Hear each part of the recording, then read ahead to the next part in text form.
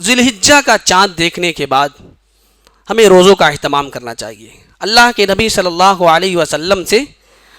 روزہ رکھنا ثابت ہے، خصوصاً ان ایام کے اندر 9 تاریخ کا روزہ جس کو یوم عرفہ کا روزہ کہا جاتا ہے، اس کی بڑی اہمیت و فضیلت ہے۔ اللہ کے نبی صلی اللہ علیہ وسلم سے اس بارے میں سوال کیا گیا، سئل عن صوم یوم عرفہ، اے اللہ کے نبی صلی اللہ علیہ وسلم عرفہ کے روزے کے بارے میں بتائیے کہ اس کی اہمیت کیا ہے، اس کی فضیلت کیا ہے، اس کا اجر و ثواب کیا ہے۔ تو اللہ کے نبی صلی اللہ علیہ وسلم نے فرمایا، یکفر السنۃ الماضیۃ والباقیہ، کہ عرفہ کا روزہ رکھنے سے تمہاری 1 سال اگلی اور 1 سال پچھلی گناہ صغیرہ معاف ہو جائے گی۔ یہ عرفہ کے روزے کی فضیلت ہے۔ اب سوال یہ ہے کہ عرفہ کے روزے کو کب رکھا جائے؟ اس کے اندر بہت سارے اختلافات ہیں۔ کوئی کہتا ہے کہ جب حاجی میدان عرفات میں ہوگا تب عرفہ کا روزہ رکھا جائے گا،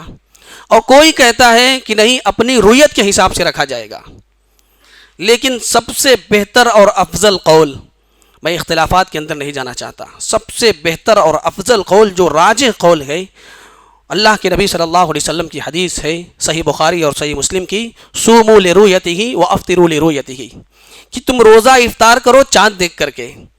اور روزہ رکھو چاند دیکھ کر کے۔ جب اللہ کے نبی صلی اللہ علیہ وسلم نے اس حدیث کے اندر رؤیت کے بارے میں بیان کر دیا تو ہم عید الاضحیٰ مناتے ہیں اپنی چاند کے حساب سے اور روزہ رکھیں گے سعودی عرب کے حساب سے، تو یہ مناسب نہیں ہے۔ تو بہتر یہی ہے کہ ہم 9 تاریخ کو روزہ رکھیں، یہ راجح قول ہے۔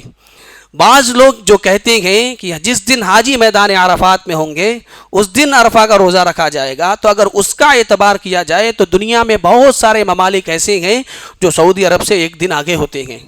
وہاں پر ذی الحجہ کی 10 تاریخ ہوتی ہے، اگر اس دن کا اعتبار کر کے روزہ رکھا جائے گا تو ان کے یہاں عید کا دن ہے اور عید کے دن روزہ رکھنا حرام ہے، لہذا یہ قول تھوڑا سا کمزور ہو جاتا ہے۔ لہذا بہتر یہی ہے کہ عرفہ کا روزہ 9 ذی الحجہ کو رکھا جائے گا، اور جب 9 ذی الحجہ کو ہم روزہ رکھیں گے تو انشاءاللہ اللہ کے نبی صلی اللہ علیہ وسلم کے فرمان کے مطابق ہم اس کے اجر و ثواب کے بھی مستحق ہوں گے۔